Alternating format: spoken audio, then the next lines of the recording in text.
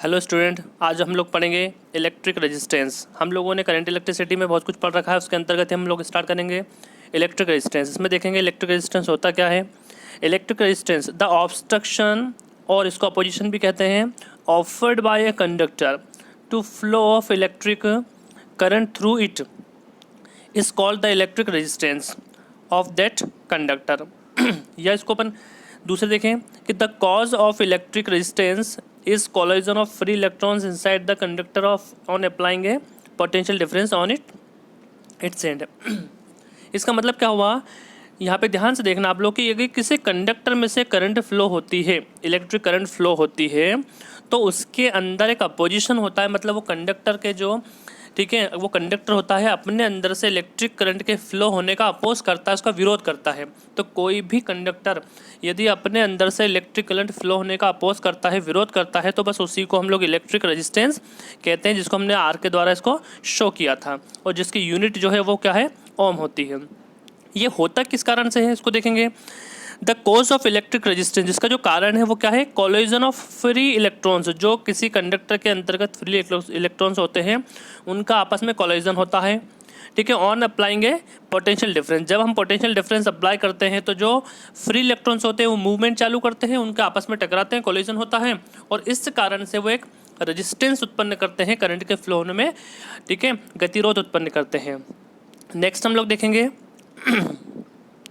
when a potential difference is applied between the end of a conductor of the, ठीक है, of a conductor the electrons are accelerated। जब हम किसी भी conductor में potential difference apply करते हैं तो उसके जो फ्री इलेक्ट्रॉन्स होते हैं वो एक्सेलरेट होने लगते हैं, उनमें मूवमेंट चालू हो जाता है बाय द इलेक्ट्रिक फील्ड, क्योंकि वहाँ पे इलेक्ट्रिक फील्ड डेवलप हो जाती है।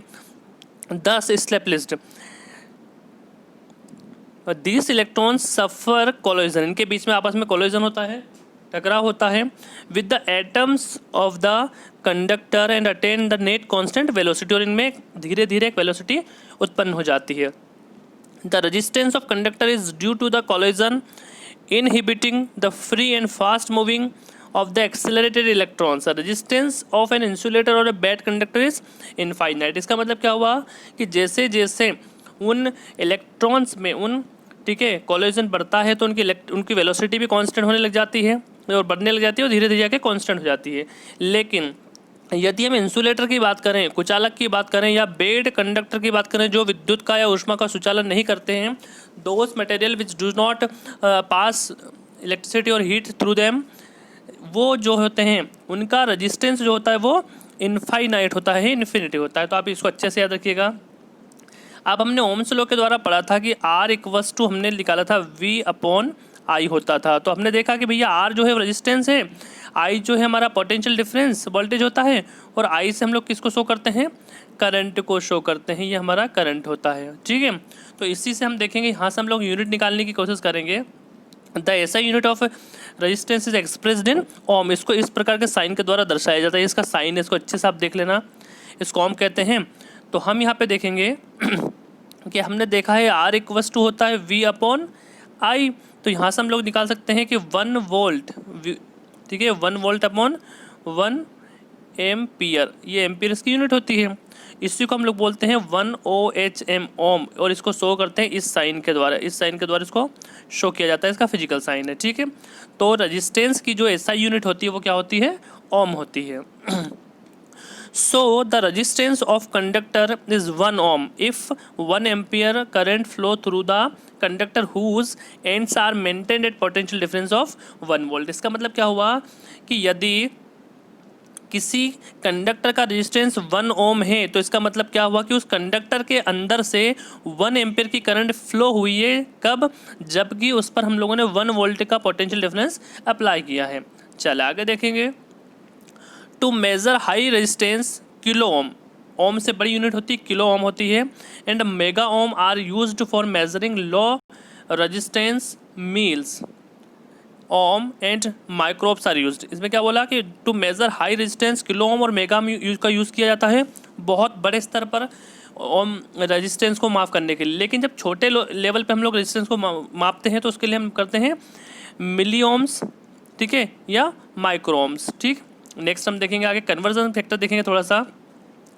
1 मेगा ओम, अगर हम बात करते हैं 1 मेगा ओम, तो 1 मेगा ओम इक्वस टू होता है 10⁻6, 10 की घात 6 मीन्स यहाँ पे हम 6 जीरो लगा सकते हैं। हमेशा याद रखना मेगा जो होता है उसमें 6 जीरो होती है, 10⁻6 होता है, ठीक है। या हम इसको बात करेंगे भैया कि 1 मिलियन मिलियम, मिलियन नहीं मिलियम होता है 10⁻³ मतलब 1/1000, ये होता है 1, ठीक है, मिलियम पर। यहाँ पे थोड़ा सा देखेंगे ये टाइपिंग मिस्टेक है, ये मिलियन नहीं है, ये है मिली ओम, MILLI मिली ओम, तो ये होता है 10⁻³ चले। तो नेक्स्ट कन्वर्जन देखेंगे हम लोग। यदि हम किलो की बात करें तो आप जानते हैं किलो मीन्स होता है 3 जीरो होती है, 10⁻³ होता है, ये हम जानते हैं। तो 1 किलो ओम की बात करेंगे तो 1 किलो ओम इक्वस टू जाता है 10⁻³ होता है, ठीक है। और वहीं पर हम लोग यदि 1 माइक्रो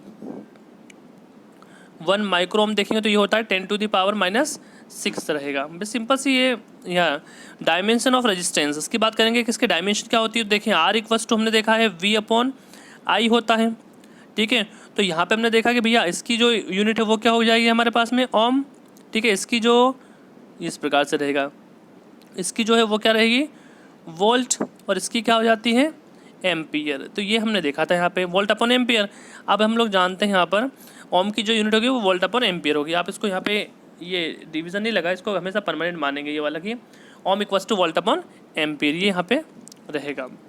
सेकेंड नंबर देखेंगे बट हम जानते हैं कि पोटेंशियल डिफरेंस इक्वस टू होता है वर्क डन अपॉन चार्ज, ठीक है। क्या होता है वर्क डन अपॉन चार्ज, ये होता है। और यहीं से हम लोग निकालते हैं कि अगर हम एक यूनिट मोर निकाल दें कि भैया वोल्टेज क्या होता है, तो V इक्वस टू होता है फोर्स इंटू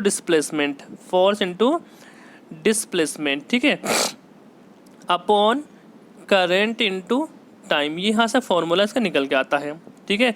और भी इसको अपन आगे बढ़ा दें, पोटेंशियल डिफरेंस को अपन V से शो करेंगे, वर्क डन होता है फोर्स इंटू डिस्प्लेसमेंट, और चार्ज क्या होता है हमने पढ़ रखा है, क्योंकि हमने पढ़ा था कि करंट इक्वस टू जो था I इक्वस टू था Q/T। तो यदि हम T को जब ट्रांसफर कर दे तो I into T equals to जाता है Q। तो ये Q चार्ज है, तो चार्ज बराबर क्या होता है करंट इंटू टाइम, तो वो यहाँ पे लिखा है करंट इंटू टाइम, ठीक है। तो यहाँ से हम लोग इस प्रकार से हम लोग इसका, ठीक है, डायमेंशनल फार्मूला निकालते हैं। तो देखो आप ध्यान से देखना, फोर्स जो होता है उसका डायमेंशनल फार्मूला होता है ML/T⁻², ठीक है। ये किसका हो गया फोर्स का हो गया। अब उसके बाद में डिस्प्लेसमेंट का हम जानते हैं, डिस्प्लेसमेंट लेंथ होती है तो इसका हो जाएगा L, ये उसका हो गया L अपॉन करंट का होता है एम्पियर A और टाइम का होता है T। तो यहाँ से ये हमें मिल गया इस प्रकार से। अब आप ध्यान से देखिएगा, यहाँ पे हम थोड़ा सा और करते हैं इसको आगे कि इसी को यदि हम लोग थोड़ा सा ये ऊपर में डिवीज़न में है इसको मल्टीप्लाई में करते हैं तो हम देखें ध्यान से, यहाँ पर ये हो जाता है ML/2, ठीक है, T⁻⁻3 A⁻⁻1। ये हमारा डायमेंशन फार्मूला निकलता है किसका, ठीक है, पोटेंशियल डिफरेंस का, ऐसे निकाल सकते हैं अपन, ठीक है। चलिए आगे बढ़ेंगे। तो इस प्रकार से हम पोटेंशियल डिफरेंस से रेजिस्टेंस का हम निकाल सकते हैं। आगे अपन देखेंगे इसमें 10 the dimensions of resistance R given by the expression. इसके द्वारा हम दे सकते हैं, फिर से बता रहा हूँ, ML/2 T⁻⁻3 A⁻⁻2। इसके द्वारा हम लोग डायमेंशन फार्मूला शो कर सकते हैं। आगे अपन देखेंगे नेक्स्ट जो हमारे पास में रहेगा डिपेंडेंस ऑफ रेजिस्टेंस। रेजिस्टेंस की डिपेंडेंस क्या होती है, देखिए इसको शो करेंगे थोड़ा सा। The resistance of metallic conductor is given by the following formula. जो भी किसी भी मेटेलिक कंडक्टर का जो रेजिस्टेंस होता है वो फॉलोइंग फार्मूले के द्वारा दिया जाता है। उसको भी अपन थोड़ा सा कंसिडर करते हैं। देखिए R इक्वस टू हमारे पास में होगा M/L, ठीक है। और यहाँ पे देखें NE⁻²/CA, ठीक है। इसको थोड़ा सा और आप जस्टिफाई करते हैं क्या होता है ये, देखें वेयर M, अगर हम M की बात करें कि भैया M क्या है, तो वेयर M एंड E ये दोनों जो है क्या कांस्टेंट है, therefore the resistance of conductor depends on L, A, C and N। इनके ऊपर डिपेंड करता है क्योंकि M और E तो कांस्टेंट हो गया आपका, कोई E चार्ज है और M क्या है। This can be expressed as given below, उसको हम लोग नीचे के द्वारा एक्सप्रेस कर सकते हैं। कैसे एक्सप्रेस करेंगे? सबसे पहले हम देखेंगे on the length of conductor, conductor की लेंथ के द्वारा एक्सप्रेस कर सकते हैं हम रेजिस्टेंस को। सेकंड देखेंगे the electric resistance of a conductor is directly proportional to the length, ये डायरेक्टली प्रोपोर्शनल होता है। ठीक है, अगर हम इसको देखें कि जो रेजिस्टेंस होता है is directly proportional to L, यहाँ पे प्रोपोर्शनलिटी साइन नहीं लगा हुआ है, इस प्रकार से होता है। मतलब क्या हुआ, यदि किसी कंडक्टर की लेंथ बढ़ती है, लंबाई बढ़ती है, तो उसका रेजिस्टेंस भी बढ़ेगा। वेरी इंपॉर्टेंट पॉइंट है आपका, ये याद रखना कि यदि किसी कंडक्टर की लेंथ को बढ़ा दिया था, if the length of this conductor is increased then the resistance will also be increased. ठीक है, hence the resistance of long conductor is more than that of a small conductor. अगर आपसे पूछ लिया जाए कि एक लॉन्ग कंडक्टर है, एक शॉर्ट स्मॉल कंडक्टर है, दोनों में से किसका रेजिस्टेंस ज़्यादा होगा, तो सिंपल सा है कि जो लंबा है उसका रेजिस्टेंस ज़्यादा होगा और छोटे वाले का रेजिस्टेंस कम होगा। क्यों? क्योंकि रेजिस्टेंस जो होता है वो लेंथ के डायरेक्टली प्रोपोर्शनल होता है। अगर लेंथ ज़्यादा है तो रेजिस्टेंस भी ज़्यादा होगा, यदि लेंथ कम है तो रेजिस्टेंस भी कम होगा। सेकेंड पॉइंट देखेंगे on the area of cross section of the conductor. जो एरिया होता है जिसको अपन ऐसे शो करेंगे उसके द्वारा भी, उस पर भी डिपेंड करता है। कैसे करता है डिपेंड देखेंगे उसको। The electric resistance of conductor is inversely proportional to the area of cross section of the conductor. इसका मतलब क्या हुआ कि R is directly proportional to 1/A। इसको हम लोग बोल सकते हैं resistance is inversely proportional to area. आप ध्यान से देखें, यहाँ पर रेजिस्टेंस यहाँ लिखा है और ये जो एरिया है 1/A लिखा हुआ है यहाँ पर। मतलब क्या हुआ, यदि एरिया बढ़ता है तो रेजिस्टेंस क्या होगा, कम होगा। यदि एरिया ठीक है कम होता है तो रेजिस्टेंस क्या होगा, बढ़ेगा। मतलब अपोजिट होते हैं। इसका अपन देखेंगे सीधा इन्वर्सली प्रोपोर्शनल का मतलब होता है कि R is inversely proportional to 1/A। मतलब आपने एरिया को बढ़ाया है तो ये घटेगा और इसको घटाया है तो ये बढ़ेगा, एक दूसरे के उल्टे होते हैं। तो आप ये पॉइंट अच्छे से याद कर लीजिए कि एरिया में जो रिलेशन होता है वो ये होता है। ठीक है, चलिए क्या कहना चाहता है, hence the resistance of thick conductor wire is less than that of the thin conducting wire. इसका मतलब क्या होगा कि जो मोटा कंडक्टर होता है उसका रेजिस्टेंस कम होगा और जो पतला वायर होगा या कंडक्टिंग वायर होगा उसका रेजिस्टेंस ज़्यादा होगा। ठीक है, तो यहाँ पे अपन देखेंगे अगला थर्ड जो पॉइंट रहेगा हमारे पास में on the nature of material of conductor, कि भैया कंडक्टर किस नेचर का है, किस मटेरियल से बना हुआ है। The electric resistance of conductor is inversely proportional to the number of free electrons per unit volume of that conductor. इसका मतलब क्या हुआ कि जो आपके रेजिस्टेंस होता है वो इन्वर्सली प्रोपोर्शनल होता है, मतलब 1/of फ्री इलेक्ट्रॉन्स। इलेक्ट्रॉन्स को हम लोग कैसे शो करेंगे, नंबर ऑफ इलेक्ट्रॉन्स को n से।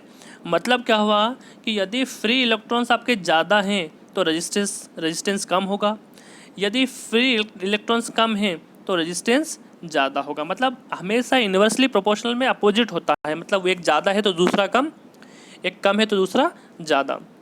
तो तीसरा पॉइंट हो गया as electron density is difference in different substance therefore the electric resistance are also different. मतलब क्या हुआ कि हर पदार्थ की, हर मटेरियल की इलेक्ट्रॉन डेंसिटी अलग अलग होती है, इसलिए अलग अलग तत्वों का जो रेजिस्टेंस होता है वो भी अलग अलग होता है।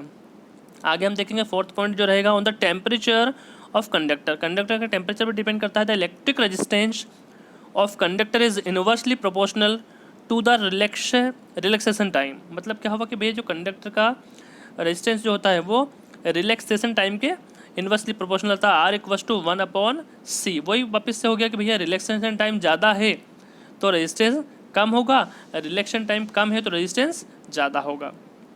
थोड़ा कर पढ़ेंगे इसको। On increasing the temperature of conductor the drift velocity of electrons increase. जब हमने टेम्परेचर को बढ़ाया किसी भी कंडक्टर के तो ड्रिफ्ट वेलोसिटी क्या होती है, बढ़ जाती है। And the relaxation time decreases, relaxation time कम हो जाता है। जब रिलैक्सेशन टाइम कम होगा तो रेजिस्टेंस अपना आप ही बढ़ जाएगा। ठीक है, तो यहाँ अपोजिट होता है कि R equals to 1/C। Relaxation time कम है तो रेजिस्टेंस ज़्यादा होगा, रिलैक्सेशन कम ठीक है ज़्यादा है तो रेजिस्टेंस कम होगा। इस प्रकार से अपोजिट हो जाता है। दस on increasing the temperature conductor it's electric resistance increase. यदि हमने किसी पदार्थ का टेम्परेचर, किसी कंडक्टर का टेम्परेचर बढ़ाया है तो उसका रेजिस्टेंस क्या होगा, ठीक है, बढ़ जाएगा। नेक्स्ट पॉइंट देखेंगे इलेक्ट्रिक कंडक्टेंस, इसको थोड़ा सा देख लेंगे। The reciprocal of electric resistance is called electric conductance, it is denoted by G. मतलब रेजिस्टेंस और कंडक्टेंस दोनों एक दूसरे के अपोजिट होते हैं, आप बिल्कुल दिमाग पर रख लीजिएगा कि conductance equals to 1 upon resistance, ठीक है। ठीक है, tense equals to 1 upon resistance, मतलब क्या हुआ कि एक दूसरे के अपोजिट होते हैं। इट्स यूनिट इज, ठीक है, ओम इनवर्स, मतलब क्या होगा 1 अपॉन, इसको ओम इस प्रकार से लिख सकते हैं या इसको हम लिख सकते हैं ओम इनवर्स। ये इसकी यूनिट होती है किसकी, कंडक्टेंस की। Now days siemens also use, इसकी जो यूनिट है सीमेंस में भी यूज़ करते हैं। इससे डायमेंशनल फार्मूला इज, क्या मिलेगा डायमेंशनल फार्मूला, एम, ठीक है, एम पावर -1 एल की पावर, एम की पावर -1 एल की पावर -2 टी की पावर 3 ए की पावर 2। ये इसका डायमेंशनल फार्मूला आपको मिलेगा। एक बार डायमेंशनल फार्मूला बता रहा हूँ, m to the power -1 l to the power -2 t to the power 3 and a to the power 2, ये इसका डायमेंशनल फार्मूला आपको मिलेगा। नेक्स्ट हम देखेंगे, थोड़ा नोट वाला पॉइंट है, इसको पढ़ लेते हैं। Ohm's law need to be obeyed by all conductors, ठीक है। If a conductor obeyed Ohm's law it is called ohmic conductor. यदि ओम्स लॉ जिन जिन कंडक्टरों के द्वारा लागू किया जाता है, जिन कंडक्टरों पर ओम्स लॉ ओबे करते हैं, उन सभी कंडक्टर को ओमिक कंडक्टर कहा जाता है। If the conductors does not obey ohmic law it is called non ohmic conductor but the, ठीक है, यदि कोई कंडक्टर ओम्स लॉ को ओबे नहीं करता है तो उसको नॉन ओमिक कंडक्टर कहा जाता है, ठीक है। अब एक रिलेशन जो अपन ने पढ़ रखा था, R equals to V upon I is valid for resistance of ohmic as well as for non ohmic conductor. ये जो रिलेशन है R equals to V upon I, ये नॉमिक और नॉन ओमिक दोनों कंडक्टर्स के लिए, ठीक है, अप्लाई होता है। सेकेंड पॉइंट अपन देखेंगे, resistance. Register is a device which offer resistance in A electric circuit during the flow of current. Register जो होते हैं वो ऐसे डिवाइस होते हैं जो कि जब करंट फ्लो होता है उस टाइम पे सर्किट में रेजिस्टेंस ऑफर करते हैं। रेजिस्टेंस को उत्पन्न करने के लिए जिन डिवाइस का हम यूज़ करते हैं उसको रजिस्टर कहा जाता है, ठीक है। नेक्स्ट हम देखेंगे, at a definite given temperature, ठीक है, the resistance of a conductor depends upon the following factors. किसी भी जो, ठीक है, गिवन टेम्परेचर पे जो रेजिस्टेंस होता है कंडक्टर का वो निम्न चीज़ों पर डिपेंड करता है। पहला जो सबसे फर्स्ट रहेगा हमारे पास में, that is nature of conductor, conductor के नेचर पे होता है। सेकंड होता है length of conductor, the electric resistance of conductor is directly proportional to the length, R equals to R is directly proportional to L, R जो होता है directly proportional L के होता है। सेकंड अपन ने देखा था, वापस से रिपीट कर देते हैं एक बार, ठीक है, एरिया, ठीक है, तो अपन ने पढ़ चुके हैं, आर इक्वल्स टू 1 अपॉन ए, ये इन्वर्सली प्रोपोर्शनल होता है एरिया का रेजिस्टेंस, ठीक है। तो दोनों इक्वेशंस हम देखेंगे from the above relation. R is directly proportional 1 upon A, एक हमारे पास में ये हो गया, ठीक है। यदि हम, ठीक है, यहाँ से प्रोपोर्शनलिटी साइन को हटाना चाहें, ठीक है, और यहाँ पे हमारे पास में एल भी था, यदि हम प्रोपोर्शनलिटी साइन को हटाना चाहें तो हम यहाँ पे कांस्टेंट लगाएंगे रो, इसको क्या कहेंगे, रो, ठीक है, 1 अपॉन ए इंटू एल। तो यहाँ पर हमने देखा where rho is a proportionality constant known as specific resistivity of the conductor, ठीक है, इसको रो के द्वारा दर्शाते हैं, इसको हम रो कहेंगे। और यहाँ पे देखेंगे 1, यहाँ पे बोल देखेंगे इफ़, ठीक है, एल की वैल्यू हमने रख दी 1 मीटर, यहाँ पे देख लें एल इक्वल्स टू 1 मीटर और ए इक्वल्स टू हमने रख लिया 1 मीटर स्क्वायर, ये वैल्यू पुट कर देते। देन ऐसी कंडीशन में क्या होता है कि आर इक्वल्स टू, ठीक है, रो हो जाता है। रो कैसे हो जाता है, देखें, आर इक्वल्स टू था हमारे पास में रो एल अपॉन ए, तो ए की वैल्यू भी 1 हो गई, ए किसकी वैल्यू 1 हो गई, तो ये कोई मतलब नहीं हुआ, तो ये आर और रो दोनों आपस में बराबर हो जाते हैं। कब हो जाते हैं, जब लेंथ 1 मीटर हो और एरिया भी 1 मीटर स्क्वायर हो। यहाँ पे देखेंगे तो 10 specific resistance of resistivity of conductor is numerically equal to the resistance offered by a conductor of unit length and unit area। मतलब क्या हुआ, यदि किसी कंडक्टर की लेंथ यूनिट है और उसका एरिया भी यूनिट है तो उसके द्वारा जो स्पेसिफिक रेजिस्टेंस होगा वो उसकी, ठीक है, उसके मेन रेजिस्टेंस के बराबर होगा। तो दोनों रेजिस्टेंस और स्पेसिफिक रेजिस्टेंस दोनों आपस में बराबर हो जाते हैं, ठीक है। तो स्टूडेंट्स नेक्स्ट जो सेशन रहेगा वो हम अगली क्लास